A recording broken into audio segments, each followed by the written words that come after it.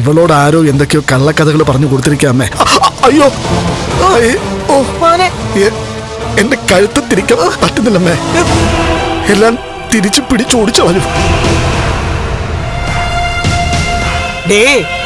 നിന്നെ പോലെ തന്നെ ഞാനും ഒരമ്മയാ, അമ്മൂമ്മയാ.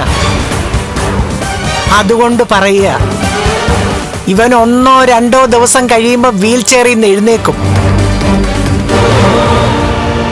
എന്നാൽ ഇപ്പോ തോമസ് വൈദ്യന്റെ വീട്ടിൽ പോകുന്ന നിന്റെ മരുമോനുണ്ടല്ലോ, അവൻ ഈ ജന്മത്തിലോ അടുത്ത ജന്മത്തിലോ വീൽ ചെയറിൽ നിന്ന് എഴുന്നേക്കാൻ പോകുന്നില്ലടി. ഇരുന്ന് നിരങ്ങി തീരാനുള്ളതാടി അവന്റെ ജീവിതം. അങ്ങനെ ഒരു ജീവിതമാണ് കണ്ണന് വിധിച്ചതെങ്കിൽ ആയിക്കോട്ടെ.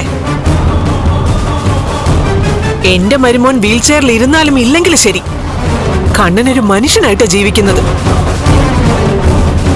അല്ലാതെ അമ്മയും അമ്മയുടെ മോനെയും പോലെ മൃഗങ്ങളെ പോലെ അല്ല. കാട്ടിലുള്ള ജന്തുക്കളൊക്കെ ഇപ്പൊ നാട്ടിലിറങ്ങി ഇര പിടിക്കുന്നുണ്ട്. അതിനെയൊക്കെ വെടിവെച്ച് കൊല്ലുകയും കൂട്ടിലടക്കുകയൊക്കെ ചെയ്യുന്നുണ്ട്.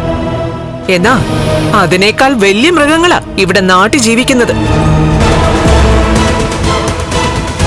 ഫ്ലവേഴ്സിന്റെ പിൻബലത്തോടെ 24ന്റെ പുതിയ സംരംഭം 24 സ്റ്റഡി അബ്രോഡ്.